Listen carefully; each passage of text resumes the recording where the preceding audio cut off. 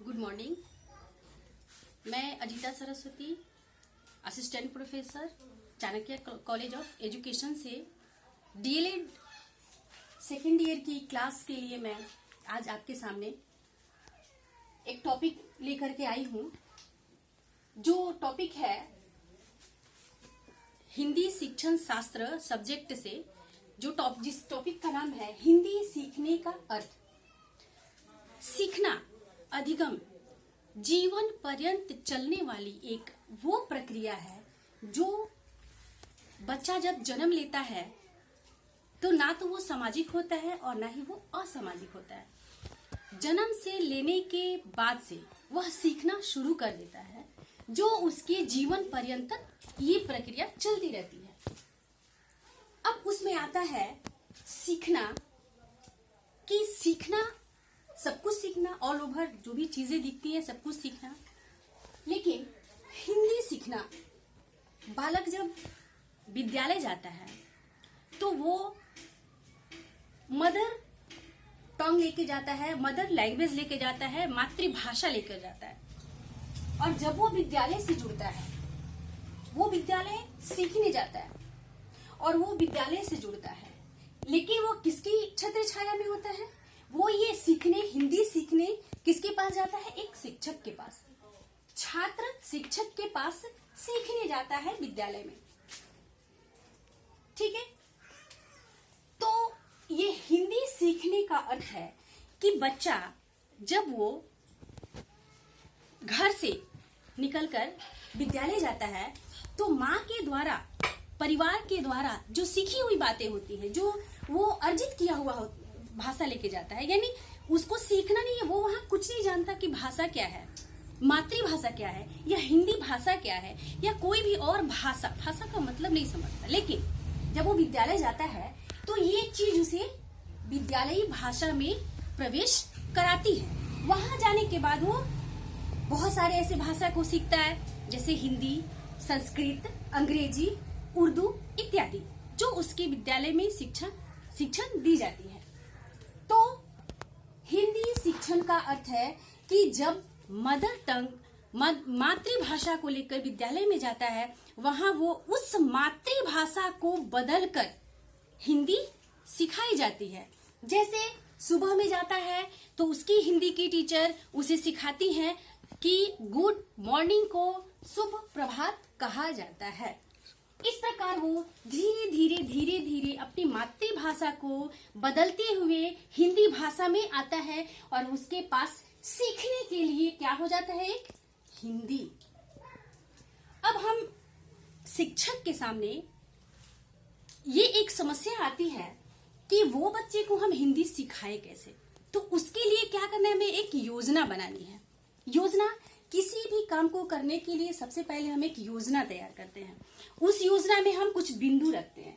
जैसे कि हमें हिंदी सिखानी है तो हम एक योजना तैयार करते हैं इस लिस्ट की तरह। जैसे मैंने यहाँ पे लिखी हुई है, मैं यहाँ पे लिखी हूँ कि हिंदी सीखने की योजना के मुख्य बिंदु। इस योजना को सिखाने के लिए हम कुछ बिंदुओं का सहारा कर लेते हैं, उस योजना को बनाते हैं, और तब जब हम उस बच्चे को हिंदी सिखाने जाते हैं तो हम अपने एम को, उद्देश्य को प्राप्त करते हैं। और इस प्रकार बालक आसानी से वो सीख लेता है एक हिंदी भाषा। तो योजना में पहले हमें क्या देखना है? क्या पढ़ाना या सिखाना है? सबसे पहले हमें जाना है। तो हमने एक योजना बनाया हिंदी सिखाने के लिए कि क्या पढ़ाना है, क्या पढ़ाएं। जैसे मैंने अभी बताया एक आपको एग्जाम्पल, गुड मॉर्निंग।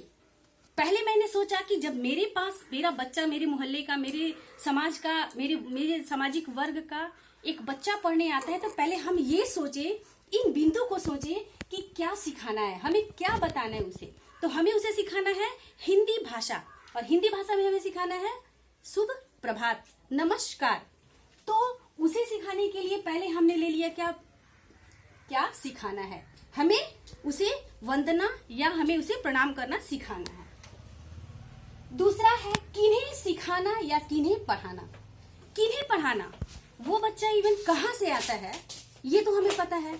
जहां से वो बच्चा आता है वहां की वो स्थिति स्थिति, वहां का परिवेश कैसा है, वो किस परिवेश से निकलकर विद्यालय में आया है, ये हमें जानना हमारी योजना के लिए दूसरा पॉइंट है कि हमें ये जानना है कि ये बच्चा जिसे हम सिखाने जा रहे हैं तो उस बच्चे को जो हम सिखाएंगे तो वो किस उम्र सापेक्ष में है। पहले में है तो हमें क्या सिखाना, दूसरे में जा रहा है तो हमें क्या सिखाना, तीसरे में हमें जा रहा है तो हमें क्या सिखाना। तो हम अपनी योजना का दूसरा पॉइंट लेंगे, दूसरा बिंदु लेंगे कि हमें किन्हें सिखाना, उस स्तर को देखेंगे।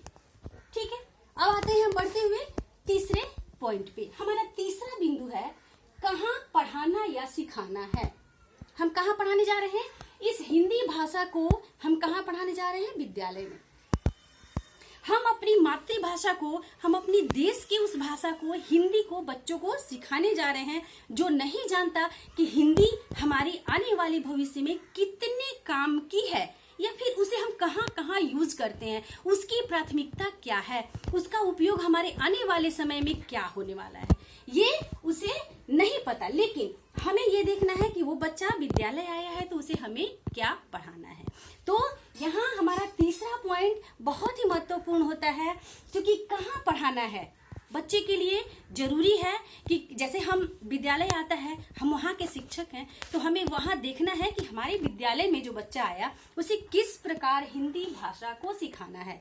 ट्यूशन में भी हम ट्यूशन कराते हैं बच्चों को, वहाँ भी हमें इस बात को ख्याल रखना है कि हमें कहाँ जो हम सिखा रहे हैं वो स्तर क्या है। एक प्रतिष्ठित वर्ग है विद्यालय, जहाँ पे विद्या अर्जन करने बच्चे आ रहे हैं, उसे सभी प्रकार के शिक्षा को देना है। तो ये देखना है कि हम ये विद्या जो है, ये जो सिखाने जा रहे हैं वो कहाँ सिखाएं, उसके लिए उपयुक्त प्लेस हो हमारे योजना में। हमारी योजना के अनुसार हम चलते हैं अपने तीसरी योजना पे कि वो तीसरी योजना के बिंदु क्या है। चौथी योजना में हमारा बिंदु है क्या सिखाना या क्या पढ़ाना है। हमें क्या पढ़ाना है, हमें पढ़ाना है हिंदी। क्या पढ़ाना, हिंदी में हमें क्या पढ़ाना। अगर हमने हिंदी में आज उसे वर्ण में क, ख, ग, घ, अंग, इन 5 शब्द को पढ़ाना है हमें। इस 5 वर्णों को पढ़ाने के लिए हमने इसे 5 को पढ़ाने के लिए हमें क्या पढ़ाना, हमने सेलेक्ट किया कि आज हम उसे क, ख, ग, घ, अंग 5 पढ़ाएंगे, इसकी जानकारी देंगे। तो ये हमारी योजना में होना अनिवार्य होना चाहिए, तभी हम हिंदी को धीरे धीरे उसे आगे तक उसको जो सरसरी निगाह से देखते हुए पढ़ सके वैसा हम उसे सिखाए या पढ़ा सकते हैं। हमारी योजना के अंतिम बिंदु है क्यों पढ़ाना या क्यों सिखाना। ये बिंदु है क, ख, ग, घ। हमने चौथे में लिया कि हमें क्या पढ़ाना, हमने क, ख, ग, घ, अंग लिया। अब ये है, ये चीज हमें क्यों पढ़ाना, हमारी योजना में है कि क्यों पढ़ाना। ये चीज हम पढ़ाएंगे तो ये जो चीज है, ये पूरे जो अक्षर क से ग तक आते हैं, इन पूरे अक्षरों को हम धीरे धीरे जब पढ़ाते जाएंगे तो ये चीज जो है कन्वर्ट करेंगे और ये धीरे धीरे इससे 2 अक्षर 3 अक्षर को शब्द बनाते हुए इस मेल से उसे एक वाक्य बनाना सिखा देंगे। और इस प्रकार इस योजना के अनुसार हमने हिंदी सिखाई बच्चे को पढ़ने के लिए, लिखने के लिए, बोलने के लिए और सुनने और समझने के लिए। अच्छा लगा होगा मेरी ये टॉपिक। Thank you.